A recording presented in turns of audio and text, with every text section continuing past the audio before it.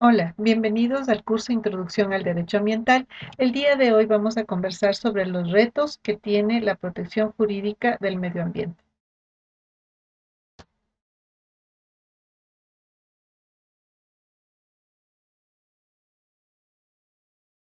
Bien, primero, el primer reto es la implementación del desarrollo sostenible. Recordemos que el desarrollo sostenible es aquel que satisface las necesidades del presente sin comprometer la capacidad de las futuras generaciones para satisfacer sus propias necesidades. Y este desarrollo o esta forma de obtener, ¿no es cierto?, los recursos para el desarrollo humano de las personas o se basa en la modificación de la biosfera y la aplicación tanto de los recursos humanos, financieros, los vivos e inanimados para la satisfacción de las necesidades humanas y para mejorar la calidad de vida de los seres humanos. Dentro de esto, ¿cómo adoptar el desarrollo sostenible? Existen, ¿no es cierto?, una visión o digamos una, eh, una distinta visión por parte de los seres humanos con respecto al desarrollo sostenible. Este mismo desarrollo sostenible se puede mirar como un tipo, ¿no es cierto?, de desarrollo que puede adoptarse de una manera muy débil o de una manera más fuerte. Es decir, tenemos eh, dentro de la discusión y el debate del desarrollo sostenible eh, distintos tipos de sustentabilidad. Entonces, Eduardo Budinas, propone, ¿no es cierto?, y analiza el tema de la sustentabilidad y da una clasificación sobre el modelo de desarrollo. Más allá de hablar de desarrollo sustentable, él habla de desarrollo sustentable, de desarrollo sostenible, no es un término que él lo acepta por algunas cuestiones más bien de visión, ¿no es cierto?, de qué modelo mismo queremos estructurar o de qué modelo deseamos desarrollar. Entonces, la crítica central que hace Eduardo Budinas es que utilizar el término susten- eh, de sostenible o de sostenibilidad está muy ligado al tema del crecimiento económico y no toma los aspectos, ¿no es cierto?, del mantenimiento de los ciclos vitales de la naturaleza y por lo tanto adopta mejor el término sustentabilidad que daría, ¿no es cierto?, desde su criterio, más cuenta, ¿no es cierto?, de este aspecto de mantener eh, los sistemas eh, sustentadores de la vida de manera adecuada para que puedan regenerarse y mantenerse, ¿no es cierto?, en el tiempo. Entonces, perdón, él plantea, ¿no es cierto?, la sustentabilidad débil, donde el concepto clave es el capital natural. Luego tenemos que la forma de valoración es una valoración económica a través de los precios y eh, las propiedades que se seleccionan son una sustitución perfecta, es decir, un cambio y arrasar con un recurso natural y transformarlo, ¿no es cierto?, a un determinado producto o un servicio a través de una decisión técnica de manera total. La sustentabilidad fuerte más bien atiende a dos conceptos claves, el capital natural y el capital natural crítico, es decir, un capital que se está agotando y que tenemos que tomar en cuenta a, a ser carente en algunos o va a desaparecer en el mediano o largo plazo, pero no va a estar presente. Y aquí hay dos formas de valoración, que es la valoración económica y la valoración ecológica. También, como propiedades seleccionadas está la sustitución parcial, es decir, la utilización, ¿no es cierto?, progresiva o, o de manera técnica, eh, con un proceso o una visión, ¿no es cierto?, de complementariedad entre los distintos elementos de la naturaleza y con respecto a las necesidades humanas, y también con base de decisiones técnicas para el uso de los recursos. Y luego tenemos una sustentabilidad súper fuerte, donde tenemos que como concepto clave está el patrimonio natural, donde las valoraciones son múltiples, ¿no es cierto?, como la ecológica, económica, estética, cultural, donde también se va a hablar de una sustitución parcial, procesos de complementariedad, es decir, entender, ¿no es cierto?, que cada elemento de la naturaleza está ahí y es complementario y brinda, ¿no es cierto?, un servicio y tiene una interacción con otros elementos de la naturaleza.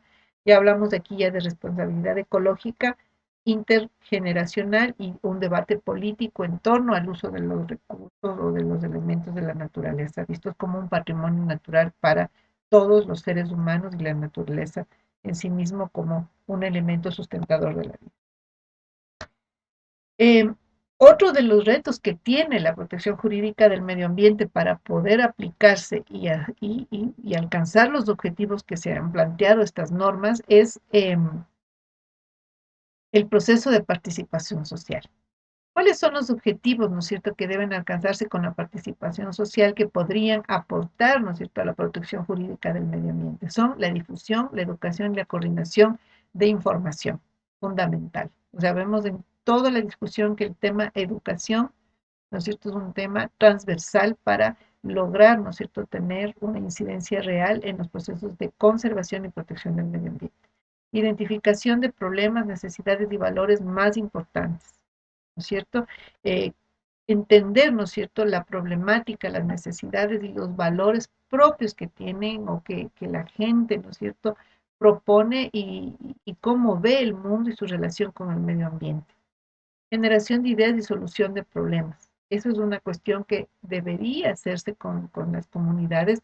Si bien es cierto, a lo mejor no poseen las herramientas técnicas que poseemos los ingenieros o las personas que nos hemos dedicado a estudiar los temas ambientales o técnicos o los temas forestales o de biodiversidad. Sin embargo, las comunidades en su día a día conocen el medio ambiente, conocen los problemas de contaminación y tienen que ser partícipes, ¿no es cierto?, del tema de generar soluciones a los problemas. Miren, hoy el tema de la ciencia ciudadana, del poder hacer, ¿no es cierto?, o participar con las comunidades en la creación de ciencia, en la protección del medio ambiente, en la de involucrarles, ¿no es cierto?, en temas de conservación, es muy importante. Entonces, el hacer, ¿no es cierto?, una ciencia más abierta, más humana, más social, es muy importante y esto ayudaría muchísimo a la protección del medio ambiente. Reacción o feedback ante las respuestas, ¿no es cierto? Entonces, eh, ¿cómo enfrentan las comunidades, cómo enfrenta la sociedad los problemas del medio ambiente? ¿Cómo hacemos un proceso de retroalimentación, ¿no es cierto?, frente a las propuestas? ¿Cómo eh, las observamos y cómo las incluimos en las propuestas, en un proyecto, en una actividad que se va a desarrollar? Influenciar en el diseño del proyecto. Esto también es importante, ¿no? O sea, tratar de hacer proyectos que sean más cercanos a las personas, que las personas también puedan opinar y proponer. A lo mejor no tienen, como decía, las herramientas técnicas, pero sí tienen ideas que a lo mejor son prácticas, que pueden ayudarnos a solventar los problemas. Ellos están, las comunidades, las poblaciones, los ciudadanos de a pie siempre están en contacto con los problemas y pueden tener una visión de qué hacer y que puede ser interesante, ¿no? Incorporarla a los diseños del proyecto antes de implementarse, ¿no? No hacer todo el desarrollo y luego vamos a preguntar y cuando vemos no tiene aceptación el proyecto. Obtener conocimiento local, es decir, conversar, entender las problemáticas, conocer, ¿no es cierto?, o comprender cómo se está desarrollando, ¿no es cierto?, todo el tema de los conocimientos propios de la zona, cómo la gente se interrelaciona con el medio ambiente y puede darnos pistas muy importantes para lograr, ¿no es cierto?, por un lado, desarrollo de proyectos sostenibles o sustentables que permitan el desarrollo humano, la conservación, pero a su vez, ¿no es cierto?, permitan una real protección del medio ambiente, valoración de alternativas, mayor transparencia y responsabilidad en la toma de decisiones, es decir, comunicar a la gente, ¿no es cierto?, cuáles son las posibilidades de estos proyectos, qué es lo que vamos a hacer, cómo se va a realizar, eh, sin miedo, ¿no? Yo creo que una cosa que yo he visto en experiencia es que a veces los técnicos tenemos mucho miedo a conversar y decirles a las personas cómo son las cosas. Y posiblemente esa sea una solución a los problemas ambientales, ¿no? Porque muchas veces Cuando yo he comenzado también del otro lado, les explicas y les dices a las comunidades, miren, el proyecto consiste en esto, no va a haber impacto por esto, por esto, por el otro, lo que se está haciendo es lo adecuado, se les explica, se les demuestra, la gente se abre, la gente entiende y apoya los proyectos. Pero si nos cerramos, ¿no es cierto?, dentro de las cuatro paredes de la industria, del campamento, y no salimos a conversar con las comunidades, desde ahí va a sembrarse dudas frente a lo que estamos haciendo y eso va a evitar, ¿no es cierto?, un verdadero proceso, ¿no es cierto?, de participación en todo lo que son los procesos de conservación del medio ambiente y la aplicación de las regulaciones. O sea, si nosotros queremos, ¿no es cierto?, que la protección jurídica del medio ambiente cumpla con sus objetivos, la participación social es fundamental. Si la gente conoce sus derechos, el derecho de la naturaleza a regenerarse, el derecho que tienen los seres humanos a vivir en un ambiente libre de contaminación, conocen que existen regulaciones, parámetros técnicos, estándares de emisión y de emisión, van a saber cómo actuar y van a saber cómo cuidar el medio ambiente y qué hacer frente, por ejemplo, a un accidente o un desastre ambiental. Resolución de conflictos por consenso, es decir, hacer procesos de diálogo, tratar de llegar a consensos, tratar de exponer los puntos técnicos, pero también entender el lado humano de los problemas. Y menor conflicto. Esto generaría, sí, un menor conflicto. Es decir, que no escalen, ¿no es cierto?, los problemas. Ya hay un problema con la empresa X, hay un problema de contaminación, pero no solucionamos el problema y del problema pasamos a que este se convierta en un conflicto que puede llegar a una crisis mayor. Entonces, tratar de minimizar los conflictos a través de la participación social.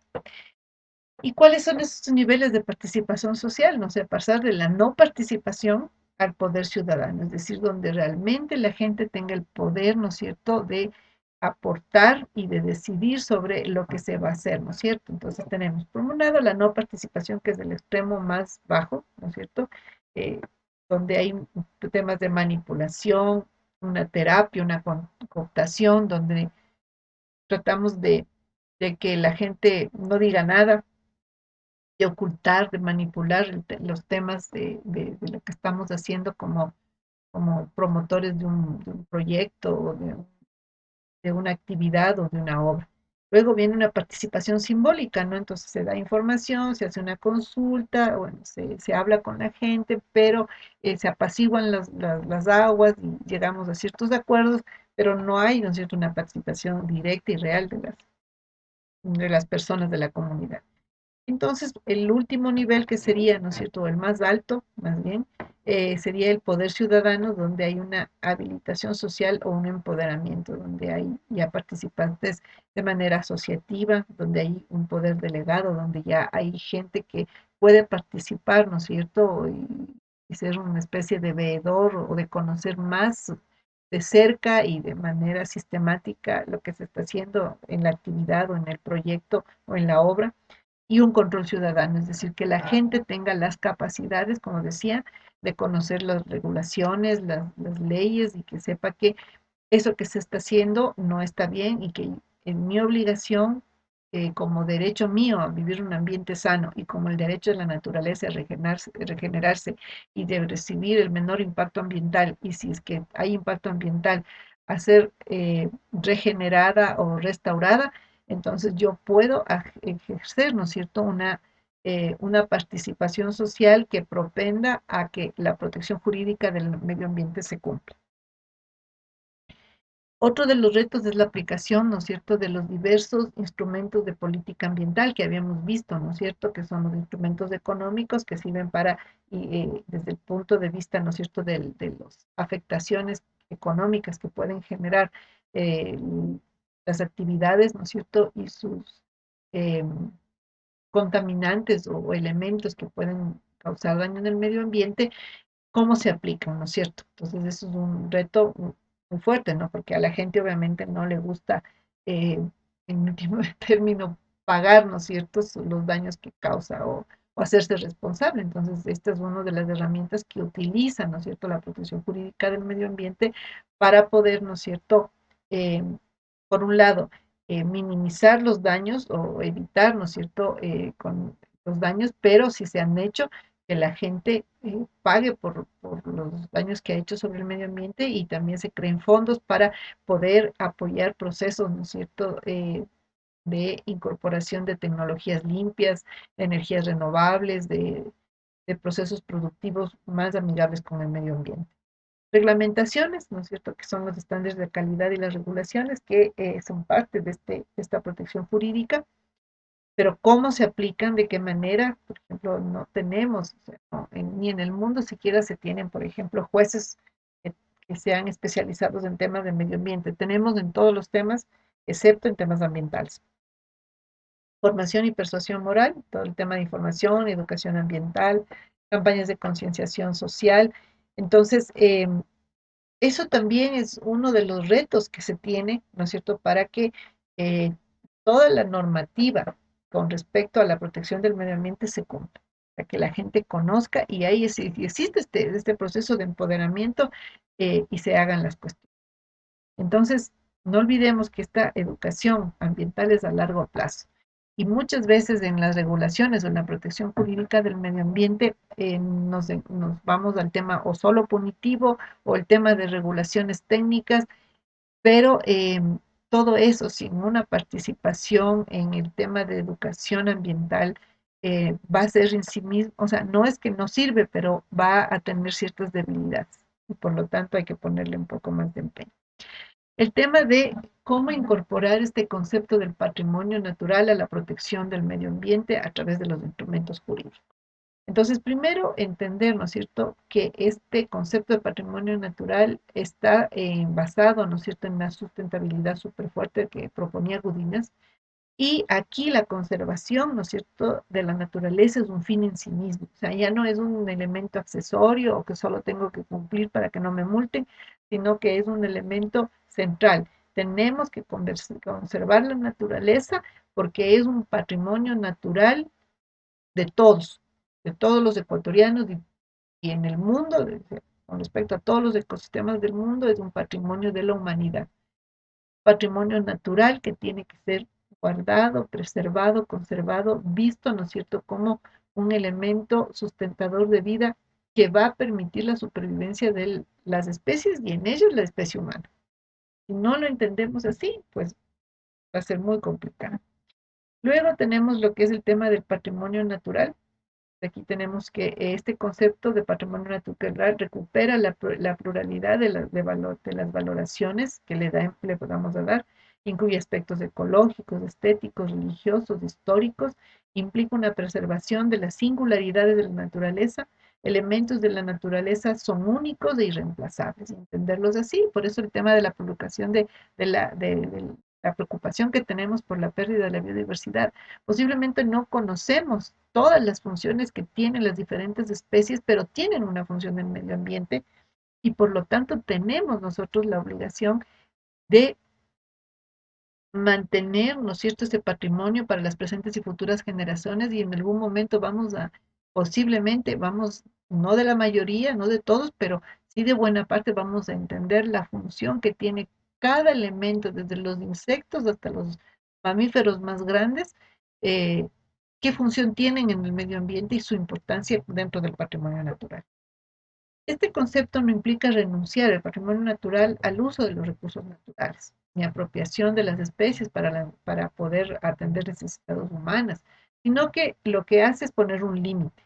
Es decir, cuando nosotros hablamos de patrimonio natural, vamos a hacer un aprovechamiento de los recursos naturales en la medida, ¿no es cierto?, que se apliquen procedimientos que aseguren la supervivencia de los elementos de la naturaleza, de la flora y fauna de esta naturaleza. Es decir, nosotros tenemos que incorporar, ¿no es cierto? Al incorporar el tema y cambiar, ¿no es cierto?, el tema del capital natural, el patrimonio natural, tenemos nosotros que mirar que ese cambio en sí mismo hace que nosotros miremos a la naturaleza con otros ojos. Bien, este concepto de patrimonio natural nos da una noción de responsabilidad sin necesidad, ¿no es cierto?, de ser propietarios del recurso. Es decir, yo en esta ciudad voy a preservar, voy a pelear, ¿no es cierto?, porque se mantengan los espacios naturales, porque sé que eso sustenta la vida, garantiza un ambiente libre de contaminación, un ambiente sano, habitable, que esas especies, ¿no es cierto?, permiten la regeneración natural, los polinizadores, las aves, que generan una serie de servicios ambientales y una serie de procesos que permiten sustentar la vida y que por lo tanto se tienen que mantener. Entonces, eh, la conservación abarca, ¿no es cierto?, este tema visto para las presentes y futuras generaciones. Eh, Esta responsabilidad de mantener la naturaleza eh, es, tiene que tener una noción de heredar o de que vamos a dejar esta naturaleza de la mejor manera posible para las presentes, para las futuras generaciones, pero que no medie una condición económica, ojo. O sea, no es visto como el capital natural, tenemos que conservarle porque va a ser un capital, ¿no es cierto?, para generar un producto a futuro. No solo eso, sino incorporar más, la mayor cantidad de valoraciones. El preservar, por ejemplo, una montaña o un bosque protector implica, ¿no es cierto?, no necesariamente que va a ser luego usado como una materia prima o que va a generar un, un ingreso económico, sino que lo que va a hacer es sustentar la vida, va a dar seguridad, va a generar, va a provisionar agua, va a proteger, ¿no es cierto?, a las mismas, a las personas, a las mismas comunidades de un desastre natural. Entonces viene ahora el tema de la ética de la naturaleza, y aquí la ética ambiental, perdón, viéndole a la naturaleza como un sujeto de valor. ¿Qué implica eso? Consiste, ¿no es cierto?, en aceptar que todas las formas de vida tienen valores en sí mismos, es decir, siempre tienen un objetivo en el espacio donde viven, en ese ecosistema, y por lo tanto tienen derecho, ¿no es cierto?, a desarrollar sus propios procesos vitales. Entonces, cuando nosotros entendemos a la naturaleza como un sujeto de valor, pues estamos entendiendo o estamos vistiendo la naturaleza desde un punto de vista biocéntrico, es decir, que todos nosotros somos parte de este mundo y estamos haciendo eh, que se sustente.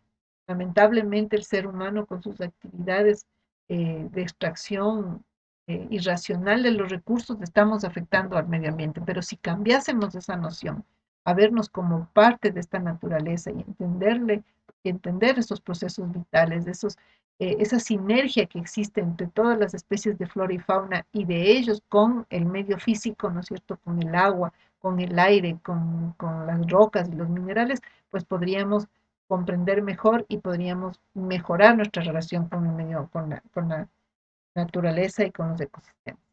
Entonces, asumir, ¿no es cierto?, que la naturaleza es un sujeto de valor implica pasar justamente de esta ética antropocéntrica a una ética biocéntrica. Es decir, entender que la naturaleza y sus elementos constitutivos, y los elementos bióticos de la flora y la fauna, ¿sí?, son parte sustancial de la vida, nos permiten sustentar la vida en el planeta como lo conocemos y nos permite sobrevivir como seres humanos como parte de ese conjunto, no como los dueños y dominadores de esta naturaleza, sino como parte de ella. Creo que justamente lo que veíamos, los desastres naturales que se están dando, ¿no es cierto?, nos dan cuenta de lo pequeños que somos frente a la poderosa naturaleza y a los efectos que puede alcanzar sobre la humanidad. Esta valoración alcanza todas las especies, incluidas las supuestas feas o inútiles, especies consideradas como dañinas, peligrosas, competidoras. Es decir, entendernos como seres humanos, como parte de esas especies que aprendieron en un momento a convivir y que pueden convivir de manera armónica. Aquí vemos a Diane Fossey, que es una estudiosa, ¿no es cierto?, que lamentablemente fue asesinada por defender a los gorilas en el Congo.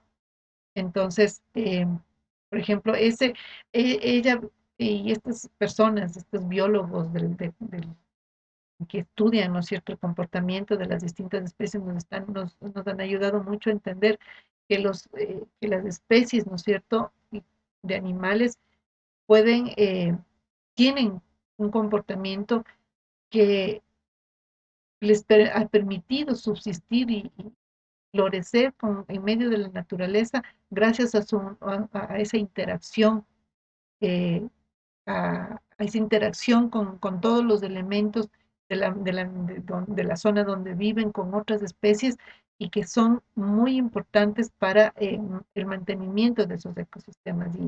Y el trabajo que ella hizo de entender, ¿no es cierto?, el comportamiento de los gorilas, fue un trabajo muy importante que a hoy, a pesar de que ella fue asesinada, pues han servido para desarrollar procesos de conservación de esta especie que eh, tiene, ¿no es cierto?, una interacción muy importante y que un comportamiento también similar en algunos rasgos a los seres humanos, que nos ha ayudado a entender también cómo ha sido nuestro proceso o cómo debería o podríamos tener un proceso de interacción con el medio natural. Em, la identificación con la naturaleza nos permite, ¿no es cierto?, apropiarnos y sentirnos parte de ella.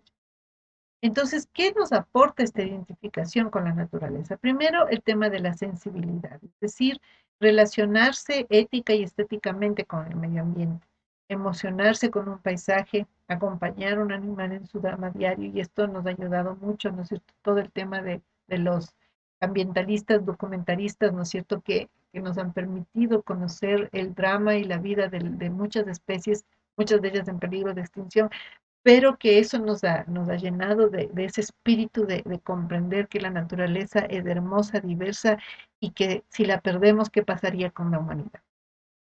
Que esa vivencia, esa maravilla, esos ciclos eh, que siguen los animales para supervivir y para sustentar la vida, que ayudan a preservar los ecosistemas, que ayudan a a preservar los suelos, los bosques, a que el agua eh, cumpla su ciclo, se regenere, se limpie en el ecosistema, es muy importante. Entonces, esa sensibilidad es la que debemos crear en nuestra comunidad, con nuestros familiares, con nuestros estudiantes, con nuestros niños, con nuestros jóvenes, con todas las personas, para que a partir de la sensibilidad de sentirnos uno con la naturaleza, la respetemos. Y la interacción, establecer un vínculo estrecho donde se disfruta y se sufre la naturaleza. Entonces, solo ahí vamos a entender, es ese proceso de sensibilidad. Yo soy animalista, ¿no? Y a veces me dicen, ay, tú amas más a los animales que a los humanos. Y no, no es eso, sino que el entender, ¿no es cierto?, el ver estas especies de animales maltratadas y darles una ayuda, así como también debemos ayudar a los seres humanos. Esa sensibilidad le permite a uno abrir el corazón para poder ayudar no solo a esta especie, sino a otras, y también ayudar a los seres humanos. Pues yo no veo nada de malo en que la gente defienda el medio ambiente, defienda a los animales, quiera que la naturaleza se mantenga. Tenemos que desarrollar esa sensibilidad, porque yo creo que la gente insensible es la que maltrata, destruye el medio ambiente, y por lo tanto hay que identificarnos con la naturaleza. O sea, no hagas a otro lo que no quieres que te hagan a ti. Eso mismo, no hagas a la naturaleza lo que no quieres que te hagan a ti. Eso debería ser nuestro lema. Em, y entonces todo esto puede llegar lo tomo aquí a una propuesta que hace, que la toma y la discute Eduardo Budín, sobre la ecología social, ¿no es cierto?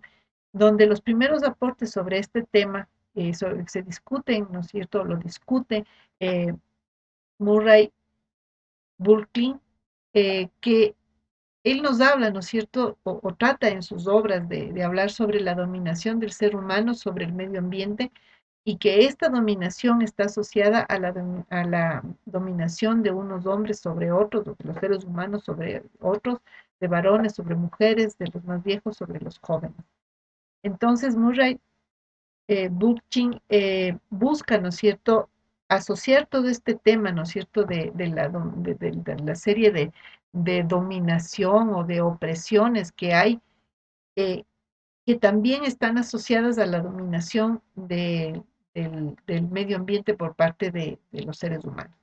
Y que por lo tanto debemos buscar, ¿no es cierto?, un manejo humanista del medio ambiente, en una relación holística, que sería muy parecido a lo que nosotros llamamos el biocentrismo, donde los seres humanos, donde los seres naturales, incluidos los seres humanos, somos uno, somos parte de este medio natural. Entonces, Bookchin es muy importante en este tema. Em, ¿Y qué es lo que propone en la ecología social, no es cierto? Primero, se sustenta o va de la mano con la sustentabilidad súper fuerte. Por lo tanto, ambas reconocen una pluralidad de valoraciones y de percepciones sobre la naturaleza. Em, la ecología social latinoamericana es parte de reconocer la diversidad de valoraciones, es decir, que está muy relacionada con el tema de la ecología social y que por lo tanto pone el acento en obligar a ser explícitas las valoraciones de cada persona, es decir, que en este proceso de participación social la gente pueda expresar lo que siente frente a la naturaleza, desde verla como un elemento que puede darle un ingreso económico, ¿no es cierto?, que puede brindar, ¿no es cierto?, o cubrir una necesidad, hasta el tema de verle como un elemento eh, místico o un elemento cultural o en un elemento simplemente estético de belleza que le da paz o alegría.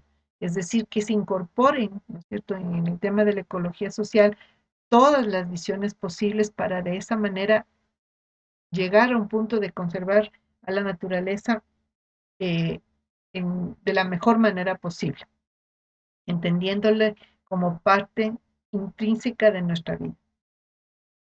Entonces, de esto, otra cuestión que yo quería comentarles es que frente a este problema, a estos retos que tiene la protección jurídica del medio ambiente, se debería discutir sobre algunos aspectos de cómo modificar nuestra relación con el medio ambiente, qué tipo de desarrollo o qué tipo de modo de producción se debería desarrollar. Entonces, para discutir esto, yo he traído aquí una comparación entre lo que se denomina o lo que es el socialismo, el desarrollo sostenible y el suma causa. El desarrollismo, el socialismo, o lo que se llama, o puede decirse hoy ecosocialismo, que es un tema un poco que se está discutiendo más ampliamente, podemos decir que tiene como características las siguientes: satisfacer las necesidades de la sociedad, crear un sistema de necesidades, es decir, donde mediante la planificación, mediante este diálogo social, se pueda construir un sistema de necesidades prioritarias que realmente sirvan para el desarrollo humano. Luego, en esta visión, ¿no es cierto?, el lujo no es igual que lo naturalmente necesario, es decir, eliminar este tema del lujo para centrarnos en lo necesario, en desarrollar eh, eh, productos y servicios que realmente cubran las necesidades de desarrollo de las personas en su conjunto, eh, y no por lujo, ¿no? No solo una cuestión un poco más banal, ¿no? O sea, no, sino más bien en lo que sea necesario para el desarrollo humano. Un desarrollo de una rica individualidad, es decir, que a partir, ¿no es cierto?, del acceso a los recursos para el desarrollo, la educación, la cultura, el arte, la salud, eh, pueda desarrollarse las individualidades de las personas que van a aportar de mucha mejor manera, ¿no es cierto?, a todos los temas, tanto del desarrollo sostenible como de la conservación, como de la producción en sí. No desarrollo continuo y limitado de las fuerzas productivas, es decir, un desarrollo que dé cuenta de las necesidades reales de la sociedad, pero no de los intereses materiales o los intereses de la ganancia de unos pocos. Trabajo, el trabajo visto como un proceso entre humanos y la naturaleza, en una transformación mutua. Es decir, eh, ahí si nosotros leemos un texto de Engels, que es la introducción a la crítica a la dialéctica de la naturaleza, él dice, el- los capitalistas no se dan cuenta que al transformar la naturaleza hasta el extremo, en un segundo momento nosotros ya no vamos a ser las mismas personas. Al transformar la naturaleza, nos transformamos a nosotros mismos y en un proceso de transformación continuo nos vamos a ver y ya no vamos a ser las mismas personas que fuimos ayer o que fuimos hace unos años. Vamos a ser diferentes.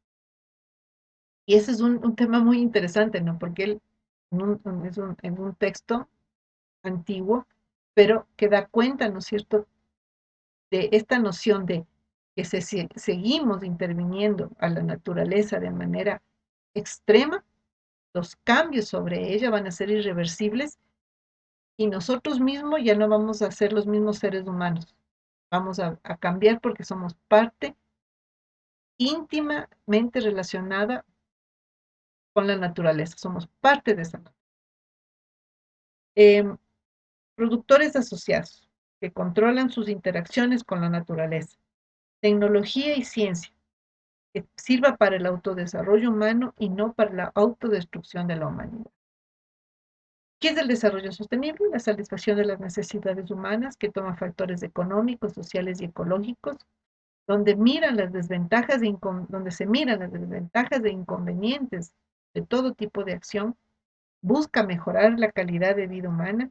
Hay que tener en cuenta la capacidad de carga de los ecosistemas. Hay que ver o buscar las tecnologías y organización social con un nuevo tipo de crecimiento. Entonces, tiene mucha relación, tienen muchas semejanzas. ¿Qué es el suma causai? Que es un aporte, ¿no es cierto?, de los pueblos originarios de América. Es la vida en plenitud, material y espiritual.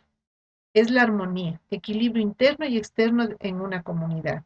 La vida en comunidad, hermandad y complementariedad. Esto está reñido con el lujo, la opulencia y el derroche y el consumismo.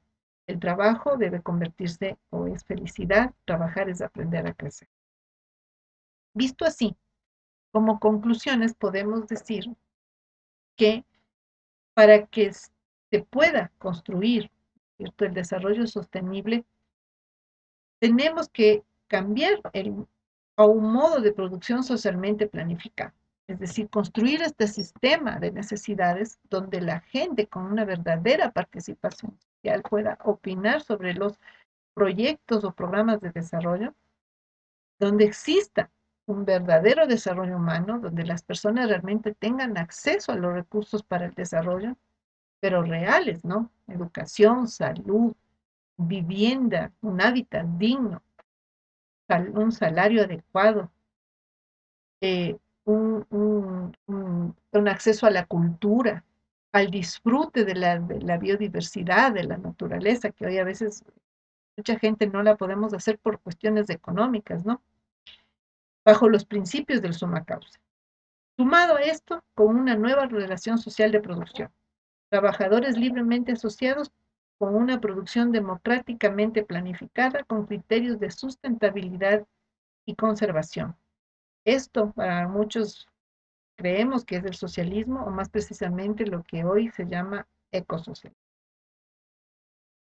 Bueno, hemos conversado sobre estos retos que tiene el proceso, ¿no es cierto?, de protección jurídica del medio ambiente, pero que están sustentados, ¿no es cierto?, o se cimentan, ¿no es cierto?, en un problema estructural de lo que es, ¿no es cierto?, el modo de producción en el cual nosotros nos estamos desenvolviendo, que tiene muchas limitaciones y que ha creado muchos problemas ambientales que tienen que ser atendidos. Entonces, hay una propuesta que es la que yo he presentado, la propuesta de algunas personas que creemos en una sociedad distinta, donde eh, la planificación democrática de la producción, de la generación de servicios, donde la gente pueda tener un verdadero control social sobre lo que los representantes de las instituciones del Estado y de un determinado gobierno eh, puedan eh, ser controladas, puedan ser visualizadas, puedan ser evaluadas y que den cuenta, ¿no es cierto?, de esta planificación democrática sería una posible solución a los problemas ambientales. Lamentablemente, la legislación y los instrumentos de protección, ¿no es cierto?, del medio ambiente a nivel jurídico se han desarrollado muchos, son muy interesantes, pero realmente siempre se van a ver limitados por los intereses económicos de las grandes empresas, problemas estructurales como la pobreza, la falta de educación, la falta de empleo, los intereses económicos que no permiten, ¿no es cierto?, implementar procesos de desarrollo sostenible, tecnologías limpias, energías renovables, porque lo que buscan es extraer los recursos naturales con la mínima inversión para generar mucho más. Entonces, pensemos, debatamos este tema con ideas que yo he dado, una opinión mía, personal, también de otros autores, de otras personas, pero que creemos pueden darnos algunas pautas para seguir debatiendo sobre este tema de cómo proteger de mejor manera el medio ambiente, sus ecosistemas, para poder mantenerlos y poder garantizar la vida en un ambiente, la vida de las futuras generaciones en un ambiente sano, libre de contaminación y permitir que la naturaleza se regenere, recupere su estado natural y mantenga sus ciclos vitales. Muchas gracias por haberme acompañado en esta pequeña clase y nos vemos en el siguiente tema.